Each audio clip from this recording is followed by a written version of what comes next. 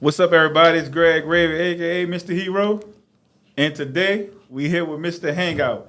Today we're highlighting an organization creating real impact for our youth in New Orleans East, talking mentorship, safe space, opportunity for the future of our youth. Today we're here with my guy, my brother, my friend, Mr. Hangout from Hangout Nola. How you doing today, man? I am great, my brother. How about yourself? Oh man, I'm super excited, man, to have you here, man, to jump into this conversation, man. Welcome to the Heroes of New Orleans podcast, man, and I'm your host, Mr. Hero. And so, man, we're gonna dive right into it, man. We talking Hangout Nola. Come on, man. let's go. Tell us the story about Hangout Nola, man. Well, man, the Hangout Nola it was born through a conversation that my wife Yolanda and I were having. We were just thinking about like the landscape of young people at the time, as we opened in 2022. So this might have been probably was the summer before, so like in 2021.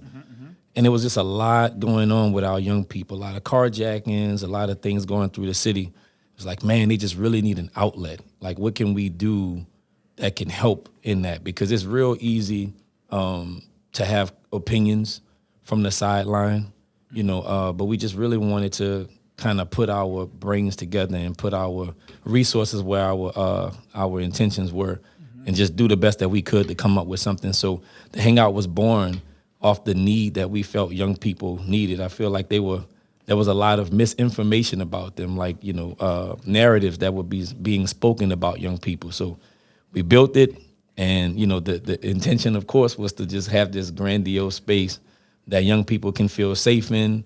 They can come and lounge and vibe with each other, get to know each other, and we can start to, like, see the differences that these young people would feel as a result of just being in each other's presence more often than not. Nice. And so tell us a little bit about the feedback you get, man, from Hangout Nola, from the youth, from the families. What kind of feedback you're receiving? Man, so the people who have experienced the Hangout really love it. When they come in there, we have this, the way we run the space is like, it's different from like a Dave and Buster's or something like that for obvious reasons, but people are allowed to bring their kids and then they can leave. Now, we have it to where parents, especially the new ones, they can sit around, but it's very rare that a parent has ever stayed in a space for more than 5 to 10 minutes before they was like, okay, I'm going, man. I've seen all I need to see. So we've really curated an environment where parents feel safe as well as the kids, so the feedback has been great from the folk who've come. The challenge is just making sure that more and more people know so they can come and experience it for themselves. But it's always been positive feedback.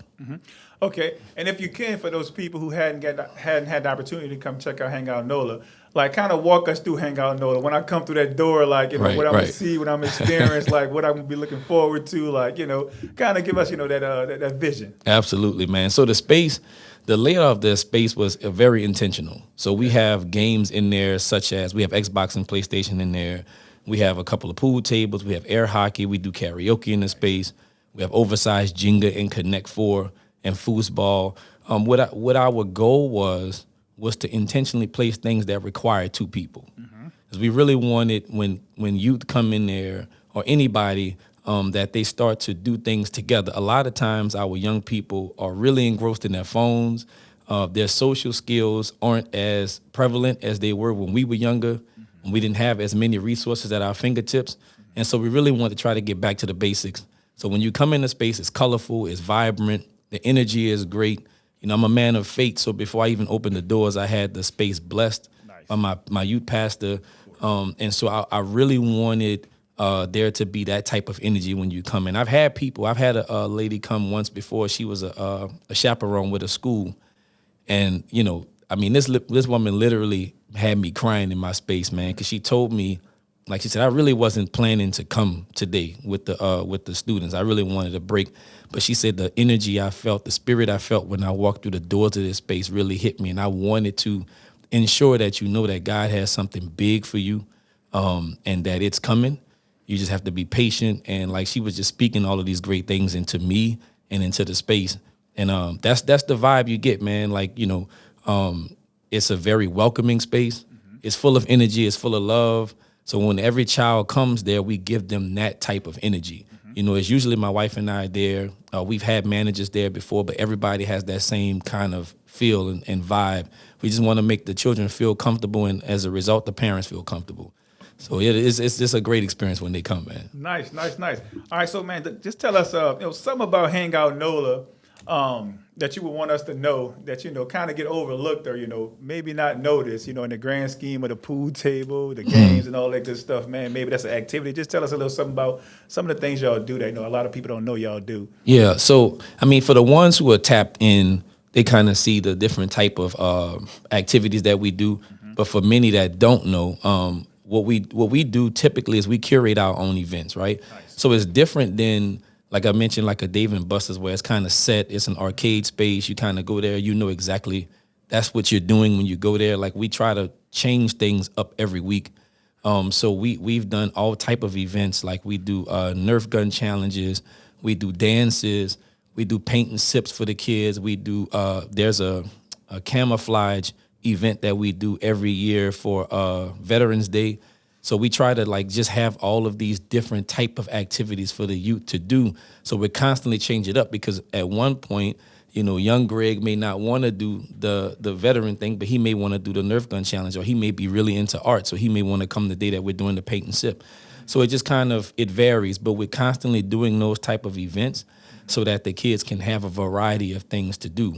And so, even for adults, like because our mantra is the Hangout Nola, where everyone can be a kid. Like, we try to do things that even adults would be interested in, like the line dancing and the paint and sips and all of that stuff there, man. So, like I said, it's just a whole bunch of different things that we do. And I would love for more and more people to experience it, because realistically, the turnover is low, because when people come, they want to come back. So we don't have a lot of people who come and never come back. Usually the typical young person will come back to the space. And we try to, like I said, just have a gambit of different things for them to do on top of the things that are kind of staples in the space. Mm-hmm. Nice, man. And so just talking about it, man, again, man, sound very fun, very exciting, man. I had the opportunity to visit Hangout Nola myself, man. Me and my daughter, we had an amazing time. The pool table, man, the games, man. You had tug of war going on in there, man.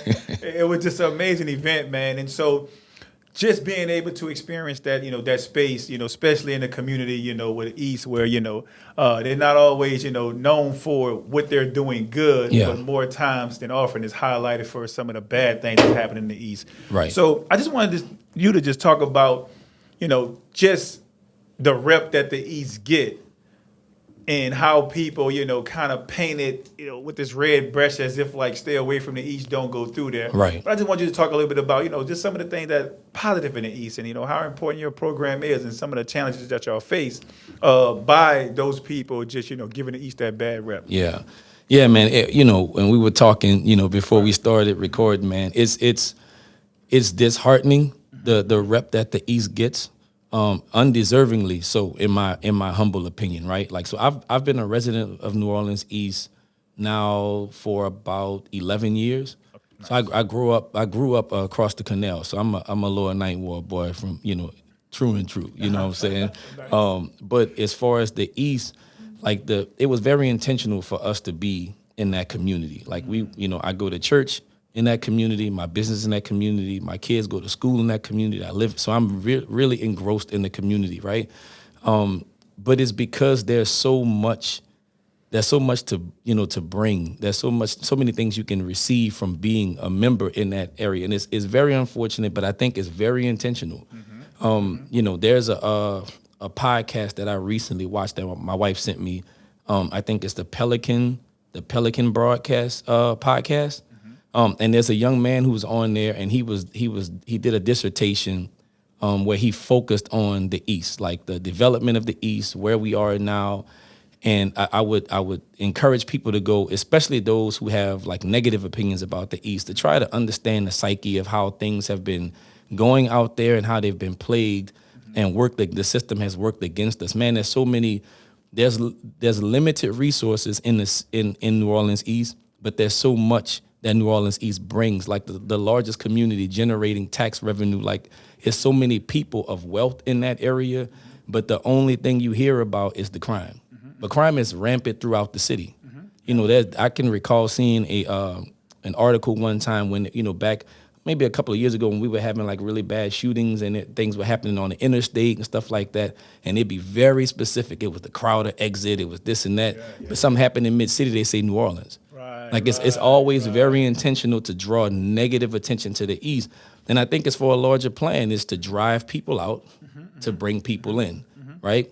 And so that's a challenge for us because people in our own community, and when I say in our community, I mean New Orleans community, often have negative thoughts about New Orleans East.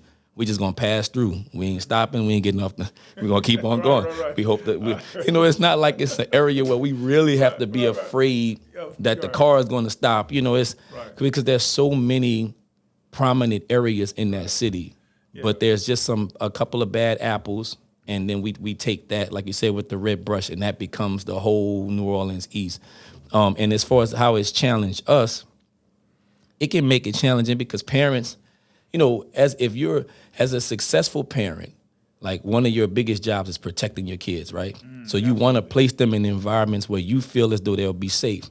But sometimes Greg may not know about a space, so he'll rely on somebody he trusts to tell him, right? Oh, Greg, it's good over there, man. You straight. That part of the East is fine, or this particular location of wherever is good. And so the word of mouth helps, but a lot of times when that word of mouth is negative, because of the mindset that people have about an area in general, it has a ripple effect. So it has been challenging to get the kids there a lot of times because of where we are.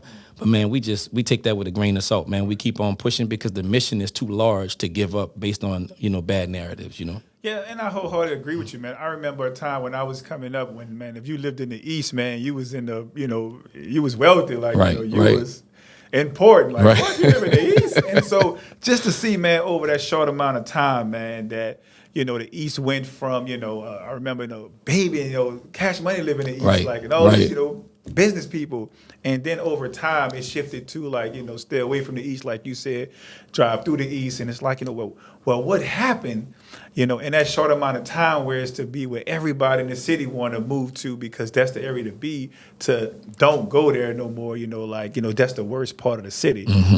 So, again, it's just amazing how time can pass and things can change and was worth, gold. Now time people trying to throw it away. But man, I definitely commend you and I'm happy you're doing the work that you're doing in the East and just believing in that community, believing in that youth, man, and still giving them opportunity because, which leads me to my next question is like, okay, what can we do as a city, because I think a lot of time we get into, our awards, whereas in, the East, the fishing, the cutoff, the calio, but, we're in a community business. We're in a service business helping people. Like, what can we do as a community, as a city, to help change that narrative and, really support what you're doing? Yeah. So the narrative, man, that's a hard, it seems like a hard machine to fight, right? But we're just not built to give up, right?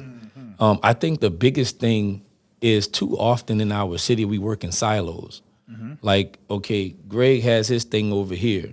Ray has his thing over here. Such and such has their thing over there. And there's not enough collaboration. What I applaud you on, as we've been developing our relationship, is the fact that you reach out. Especially when you have people who are established more in whatever their avenue is. Like if you see people that are either in that same avenue and you want to reach out to help, like, look, man, let's work together because we can be much more impactful when we do things together, right? And that's in everything in life, man. Like, we don't have to see each other as enemies. We're in this thing working together. The mission is to impact our young people. It's to create a brighter future, right? So why wouldn't we do that together? If Greg can impact 1,000 and I can impact 500, then together those numbers just grow. Like it just makes sense. Right? When you're intentional in your impact and you want to collaborate, I think that speaks in volumes, man. So, I think the community as a whole should work harder in doing those type of things and in having more collaborations than division, because I think a lot of people want to see us divided, and they're very intentional in doing that. In their ways in doing that. So we just have to fight against that and just do things together. And I think the more people you have that you see that you look up to collaborating, it'll influence people to do the same thing. So I think that's what the community can do is we can really fight hard to say, okay, what's the mission? And what are we trying to accomplish? Well, how do we do that together? Like I'm not in the hangout trying to just do what I can do because I only have so much reach. Right? So if I'm reaching out to Greg and he has reach in this area and we can provide opportunities for those kids in general, either way they go, they're going to benefit. And if that's the end game, then that's all we need to focus on. You know? No, I love that. I love that answer, man. I always say that, collaboration helps us to reach way more people because, again, I'm not in the East. But if I have a parent that I met through a school, through an event, through a tabling event, and I can say, hey, go check out, Hangout Nola. They're doing some great things over there. That immediately give that parent access to resources, to an opportunity for their kid, versus saying, well, we don't service the East. That's too far. We pretty much kind of stick to Algiers. Then we just did that, that young man, that young lady, a disservice. Right. So I definitely agree with you. And I think, we can all do a better job on just organizing, holding these, meetings amongst ourselves to be able to bring, leaders of organizations and businesses and different things like that to make sure we got all our areas covered. Absolutely. Because at the end of the day, I feel it's just our responsibility. It's our kids and it's our city that we want to be better. So Right. we all share our responsibility to, to make it that way. So I wholeheartedly agree with you on that. And so what brings me to my next question is just, I always talk about when we have funding, right? Funding is a huge issue for a lot of organizations. Now we're in a position where our city is dealing with a budget crisis. Everybody, in the nonprofit space or, trying to stay afloat and fighting for resources and, so I just want you to talk a little bit about, like what's some of the things that you're doing to kind of make sure you can, keep these resources and programs in place, for your kids during these times. Yeah. So we have a couple arms, right? So our for-profit arm is the Hangout Nola. We do have a nonprofit called Bonton Studios of Louisiana, and I've operated that for 10 years now. Okay. So it's a small nonprofit where we focus on, but the mission is similar because it's still dealing with youth. And we're teaching them about filmmaking and photography, right? Nice. So that's when I started that because I've been doing photography for 20 years now, filmmaking for a good bit of time as well. And then I've always just had a love to reach back, particularly to our youth, to just encourage them to grow. So whatever information I can pass on to them, I don't know everything, right? But whatever information I can pass on to them, I love to be able to do that. So I started the nonprofit for that purpose. Since we've had the Hangout, I have a home, right? So I have a space where I can actually bring the kids to teach them. Before I was just kind of moving to different spaces. So then we increased the reach by enhancing the program, and so now we have a program called the Young Entrepreneur Series, right? So yes, and so with yes, we bring in other professionals that teach other things. So we may have DJing. We have electrician, we have nail tech, all of these different avenues of entrepreneurship that we'll bring together, and we expanded the program. So we started doing that. So the programming extends from things that they can do immediately or things that they may do later on in their life, but they're getting a foundation of that stuff now. Of course, after you and I have been talking and developing our relationship, I realize you guys are doing all of those things on a grand scale, right? So that's motivating for me to try to encourage the kids to do different things and seeing how, because our missions are similar in that and how those collaborations happen, right? As far as the funding, like you mentioned, man, that's the challenge, right? Like you said, we're in a budget crisis, trying to figure out ways to get families to invest, because a lot of people are going through challenges financially. So we try to offset costs as much as we can, but that's something that we're actively trying to do, trying to get partnerships with schools, trying to get partnerships with independent contributors where we can continue to allow these resources to be available for our young people, because again, the East is a very underserved area, and the more opportunity there is for them to gain, things like that. Like I have parents in my DMs right now asking, "Hey man, what's going on with the summer camp?" you know, because they came last year. So just trying to figure out ways that we can still provide all of those resources to the community when a lot of times the funding opportunities are limited. So developing those partnerships are very important for me. Collaborating with people who may have resources that they can share is very important. And just consistently doing the work that people see so that they want to give, even if it's on a small scale. Some people may be like, look, man, I can't give much, but I can give $25. Yep. Everything helps. Absolutely. Because every dollar that we can bring in is something we can use towards our young people growth. No, I totally agree. And I think I was having a conversation with a friend of mine, man, a while back, and I visited Chicago. Okay. And I had the opportunity to talk to the University of Chicago Crime Lab. And they had this program where it was a partnership between all the sports teams, Okay. the police department, and the city. And they would collect data on the areas that was being impacted the most as it relates to youth. And they would send aid to those organizations in that area. Okay. And so, it was mind blowing because, like, before I had that conversation with them, I was already on that track, on how we can collect data in different parts of the city. A friend of mine, and he's also our 3D print facilitator, Mr. Laney.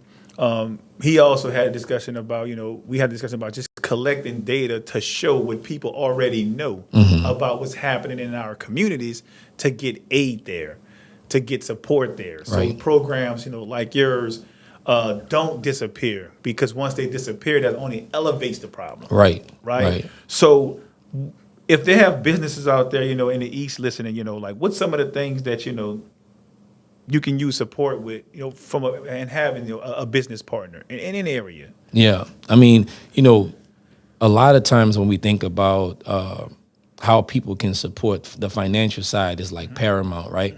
But there are also many other ways that people can help. For one, like I said, a lot of times people trust coming to your space or trust using your services because someone recommended you. So a lot of times people advocating for you in spaces you're not in is very important. So it's like, you having a conversation with somebody and, they bring up the fact that, oh, man, my child is having a birthday party. I don't know where I'm going to do it. Oh, man, that's this space out in New Orleans East. That would be great. Like your child is right in that age where they would fit right into this group. Or it's like, oh, I have, my wife has been wanting to get out and do some dancing sometimes. And you're like, oh, man, that's line dances class going on at this space over here every month or something like that. It's really just being an advocate for whatever you're doing, programming, special events, whatever that is, those businesses can help. We can share information. Like you mentioned, someone comes to your table and they live out in the East and they're like, hey, can you bring it out there? It's like, well, there's something out there now. Maybe you didn't know about it. So let me, educate you on what resources you actually have out there already. Is sharing that information is important, just as important as it is helping with fundraising. Like a lot of collaborations can happen, right? So if someone has a service and their service is different from mine, maybe a collaboration effort can bring people to both of those establishments. But that starts with conversations. Absolutely. So just having like those relationships with the businesses is very helpful. I do know a lot of people out in New Orleans, these were businesses that I've talked to before. But again, it's all about intentionality, like making the time to say, okay, how can we work together? What is it that we can do that can bring in? We might serve two different audiences, but how can we figure out the best way to serve them at the same time, right? Like, so you're serving adults, but I may be able to help the youth in those families to be able to do certain programs and stuff like that. So I think that's really like a big thing outside of the financial side would be the collaborative efforts and even word of mouth and marketing and stuff like that. Okay, awesome. And, man, I definitely have to touch on this, man. We cannot go nowhere without me touching on this. When I came to the event, I keep talking about the event because it was a phenomenal event. We had a great time. Thank you, man, the music was off the hook, man. The DJ was rolling, man. Yeah. And I remember asking you, like, man, who is that? And you said, that's one of my students. And Right. I'm like, what? So I just saw the immediate impact that your program is having. And I just want you to just talk to us a little bit about just that, what happened there, like Right. how he go from just being a student Yeah. to just rocking the whole event. Yeah, man. So that young man's name is Jordan, right? And his DJ name is DJ Serious. Okay, And he nice. got that name because he always looks serious. But so a good friend of mine, shout out to Chris Bland, man. That's my brother from another mother. We've been friends since high school. Chris is he goes by definition DJ Chris Styles. So Chris, when I developed the Yes program, I reached out. The first thing you do out is out to your community. You reach out to friends, family. So I knew that Chris had a heart for teaching, and he had been wanting to do it for a while, but he never actually took that complete step out. So I was like, this would be perfect, bro. You can build your program off of doing this. And so I brought him to the table, and that was the first year we did the YES program, and that was the year we offered DJing, right? And so we had a couple of students in there, and Jordan was one of them. Now, Jordan comes from a family of, to my understanding, I think he has an uncle that DJs, but he was interested, but he hadn't really had any teaching, right? Right. And so he was just catching on to stuff fast, man. And once we finished the program, Chris took him under his wing. He would bring him to different events. Nice. And then I believe in that reach back, right? Mm-hmm. So, he came, his mom supported him in coming into the program. And I wanted to make sure that whenever I have an opportunity to give him a chance to continue to grow his craft, that I can. Mm-hmm. So we've hired him for a few events, and that was one of the ones. And it would be beneficial to have him there to DJ in general, but the fact that he's really good too, it's just icing on the cake, right? So, I've had him DJ an adult event before. Like, the little man knows what he's doing, man. And he's only, I think he's like 15. Yeah. So he's a real young DJ, man, so I think that's really great. And like you said, I appreciate you highlighting that, man, because the impact is really important. The first year that I did Bonton Studios, I had a class of all girls. It was like 6 young ladies, and one of them now is she's professionally in the film world. She does broadcast journalism, and she's directed and everything, man, just from catapulting from our program. So I've seen the impacts that these young people have in developing businesses as a result of coming to it. So we just really want to continue that, which is why the mission is so important, to continue it going, no matter how challenging it gets at times. I really want to keep things going, and that's the intention. I'm going to keep on pushing every single time. Man, so what keeps you motivated, man? I'm gonna keep pushing. What keeps you motivated? What keeps you going? We talked about a lot of different things today, man. Some high points, some low points, some challenges. What keep you motivated through all this, man? Man, just the idea that I'm one of the many people who can help create a brighter future for our young people. Mm-hmm. The world is changing consistently. Mm-hmm. There's a lot of things that are happening. And I think they really need to be reminded every single day that I'm in your corner, that I'm here for you. I don't even have to know you, but once we connect, that's it. I'm always going to advocate for you. So every chance I get, I'm fighting for young people in some way or another, right? And so that motivates me. I look in the eyes of my children, and I want better for them, right? And people they're connected to, and people they've never met before. So I've just always had a desire to help young people to grow. And so that's my motivation every time. And it gets hard, man.